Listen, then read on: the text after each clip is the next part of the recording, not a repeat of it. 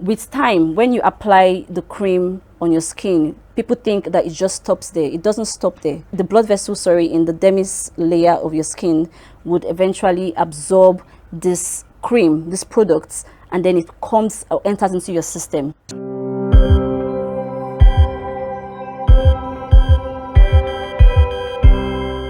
Welcome to another super interesting episode of the Healthy Happy Human Show. Today the show promises to be interesting, intriguing, mind-blowing, and it's going to come with a lot of revelations. Yes, I said revelations. Take note, I'm not talking about the Bible revelations now. All my dermatologists, skincare activists, baddies, come close. This one is for you.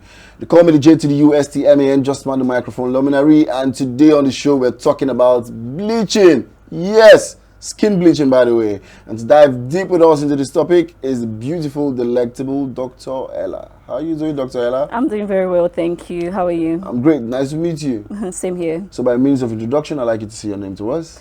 Okay, hi everyone. I'm Dr. Emanuela Ogilibo. Interesting, Dr. Emanuela. Thank you. Your skin is giving. It is? Yeah, it is. That's nice, thank you. So is that natural or it's been toned one way or the other? It's natural. I would say it's natural. Absolutely natural. Yes, Is there anything to add to 100%. it? No, nothing. Coconut oil. Well, Baby I'm oil. using body cream. I use my body soap as well. So, yeah. All right. So we hear a lot of terms. We hear terms like skin bleaching, skin lightening, skin toning. Yes. Are all of these one and the same things? No, they are not. They aren't. But we see people actually tend to use it interchangeably, right? All right. So before I delve into what exactly each of them mean, I would want to describe or talk about what the skin is. Okay, the skin is a protective layer, right? I mean, we all know what the skin is. It's basically the largest organ in our body, right? And it protects us from a whole lot of things. True. All right. Number one, defense mechanism against bacteria, the sun, so on and so forth. Now, I'll talk about the difference between what you mentioned: skin brightening, skin toning, skin bleaching, whitening, and all that. Beautiful. All right. So the first one I'll talk about is skin brightening. All right. So there's some products out there that basically just tries to help you bring out what people call your glow your radiance. You know, you're glowing up and everything. All right. These products, what they do is make your skin look healthy. All right, they help remove the dead cells and everything and make your skin look healthy. Those products do not necessarily change your skin tone. All right, that's skin brightening. Then as for skin lightening, it changes your skin tone, and people basically use it for hyperpigmented spots. Let's say after a breakout or acne, you notice you have dots or dark spots on your face and everything, or your body. All right, so those skin products under the category skin lightening, they are produced for things like that. And then there is skin bleaching, otherwise referred to as skin whitening. Now, what that does is totally changes your skin tone from the original color you were born with. Okay, so I think with that's enough to help differentiate what they are. So it's become a very popular trend, especially on social media platforms, where some bloggers will sometimes post pictures of very popular people, especially actresses, and then they'll post throwback pictures of them and segment it with current pictures of them, and they'll caption it, did this person get a glow up or a glow down? So bleaching, whitening, lightening has become a trend of the day. Why do you think that is? Before I talk about why I personally feel like people currently are, moving towards wanting to bleach their skin, I want to give a little story. Okay, there's somewhere I read about a woman called Evelyn. I can't remember her full name. Okay, Evelyn is her name. Okay, she's a historian, and she talked about skin bleaching, and there was something she said where she tried to link the reason people bleach their skin to slavery. Okay, so we moved from here to the white man's country as slaves. Yeah, our forefathers rather, not us. Yeah, our forefathers moved and they were sold to the white men as slaves. All right, and when they went there, they saw them. Obviously, their skin was black. All right, so they saw them as people that were lower than them. They were not intelligent enough. They were just built for menial jobs and all that. All right, and then you see that some of the white men, they had sexual relationship with the black people and then gave birth to light-skinned black people. I don't know if you get my point, but they gave birth to light-skinned people. And then these light-skinned people were favored, you know, compared to the full black man. All right, so these black people saw that and they realized, okay, you know what, I want to bleach my skin, because they saw the light-skinned people as looking more beautiful.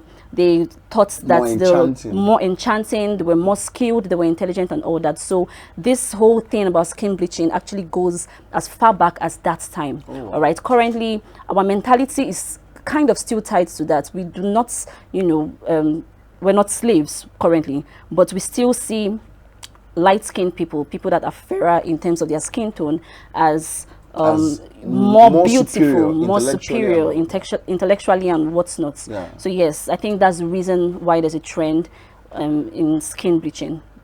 So people want to have lighter skin, to be fairer, just that they're more appealing. Because they want to be accepted. Yes, accepted, and they're more attractive, validated. Thank you very much for those words. Perfect. So as a doctor, what are your views as a medical doctor with your medical knowledge? Yeah. What are your views on bleaching and lightening? Well, I would say it's bad, because there are certain ingredients in this skin bleaching products or whitening products that have harmful effects on that individual. Okay, so there are common ingredients like mercury, hydroquinone. Yes, I think you've heard of it before. We have corticosteroids. The most commonly used corticosteroids in these bleaching products are clobetasol propionates. Okay, so what these things aim to do is there's an enzyme that is in your skin. Okay, let me just go a bit into anatomy and physiology. I don't know if you mind. Right, so the skin is divided into, we have the epidermis, we have the dermis, we have the subcutaneous tissue and all that. All right, that's beautiful. All right, so you see that in the layer called dermis, we have blood vessels, we have nerves and all that, right? And we also have cells there. Okay, so there's a cell called melanocytes.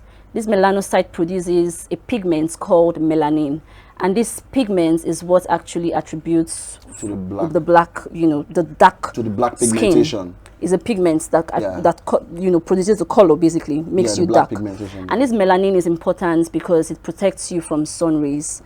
Okay, so these products I mentioned, or these ingredients I mentioned, the hydroquinone, the clobetasol propionate, which is a corticosteroid, and mercury, which some companies actually hide. Mercury is one product some companies hide in their skincare products.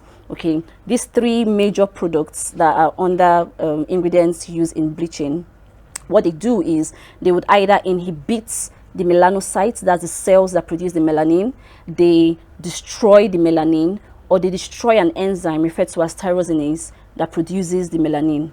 Okay, so with that, if the pigment is reduced, your skin eventually will become fairer. You become lighter in your skin tone. Okay, so we also see that, like I said, the dermis has blood vessels, right? With time, when you apply the cream on your skin, people think that it just stops there. It doesn't stop there. Your skin would eventually, the blood vessel, sorry, in the dermis layer of your skin would eventually absorb this cream, this product, and then it comes or enters into your system. So we have effects that we see physically on the person, on your skin, and then we have systemic effects as well inside that individual. So on the skin, you can see the person looking red. There are times you see discolorations where there's like a purplish. I don't know if you've seen people like that, you know, because the melanin that is being produced is reduced. All right, these people, when they're exposed to sun, like I said, the melanin helps to prevent the effect of sun rays, you know, from having sunburn and all that. So these people, they are very, very susceptible to sunburns. They have red skin, they have itchy skin, their skin breaks easily, you know, it's thin. So I can scratch myself right now, but I won't have any form of bleeding or injury or whatever. But if you do that to someone that is bleaching, you would see the person would have some form of injury and begin to bleed. you know. And then some of the systemic effects, as it's absorbed into the body, you see it affects the nerves. So you could have neurological effects where this person begins to experience insomnia, difficulty sleeping. The person actually, yes, it's that bad. The person becomes easily irritable, you know. And then it also has one very major effect that people know and talk about is the kidney, nephrotoxic effects. It affects the kidney. All right, so eventually, you know, that's a long-term effect. You see these people, they have to be placed on dialysis or have like kidney transplants, not knowing that all these things would have been avoided if they had just not used this product. Their skin. Yes. It sure dives deep. Okay, so what do you have to say now? You've mentioned some of these components of these bleaching products that are harmful. You've talked about hydroquinone and so many other few that you mentioned. Can you just say a few of them? Hydroquinone, I mentioned corticosteroids. Example of the most commonly used one is clobetasol propionate. And I talked about mercury. And the mercury, I mentioned that there are some companies that produce their skin products that do not include it in it. So yes. Oh, interesting. So what do you have to now say about the self-acclaimed organic skin products? Those who actually tell the consumers that, listen, this product is completely organic, natural. Well, first of all, there are actually some producers of these organic products that are licensed to produce it, and by that what I mean is they've actually gone to, you know, study on it and learned how to mix it the appropriate proportion that is needed, you know, that won't be harmful to the skin. But there are most people out there that do not, they have no idea whatsoever what they are doing. They mix all sorts of things. I mean, there was a video of a particular woman that was sitting down with bowls around her, mixing things here and there, including Hollandia. I remember that very clearly. She mixed Hollandia yogurts inside it as well, and she was selling it as cream, and you know, she mixed it as soap as well.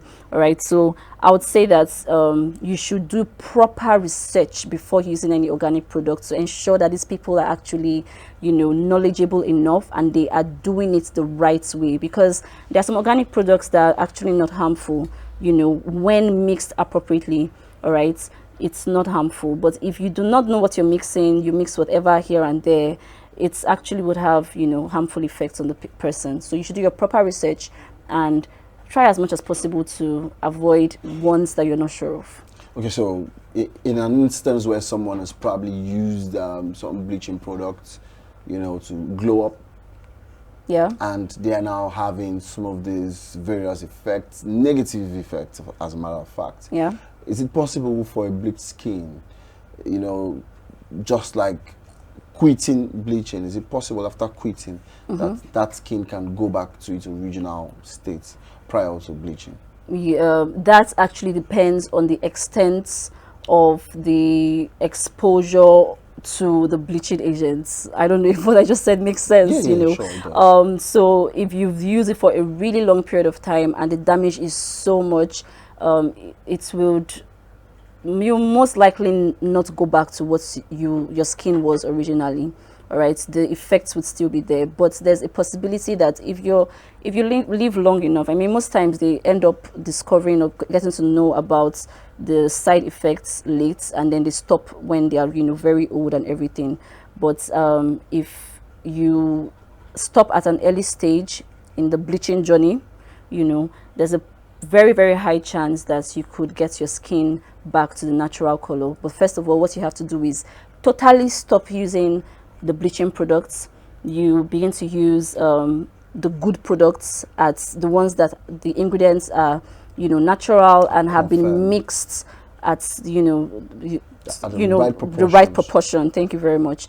And then you also have to be extremely patient with your skin, all right, because the skin cells, they die and there's a turnover, you know, daily and everything. So you have to be very patient before you'll be able to see the effects of that, you know, you stopping the products. Basically, it could take years, sometimes like 3-4 years, longer than that most times, you know, if the effect or the damage that has been done by the bleaching products is really bad. So yes, there's a possibility, but it depends on the degree of damage. interesting show today. Thank you so much, Dr. Ella. Thank Really you. appreciate you brought so much lightning and turning up to the show today. God bless you. You're Everyone, welcome. please do well to follow. Don't forget to like, subscribe, of course, and of course, in the comment section, share your experiences with us. Let's know, how have you been keeping up with that bleaching experience? Are you trying to get back? Let's talk some more in the comment section. Until next time, stay tuned, stay light up. Thank you.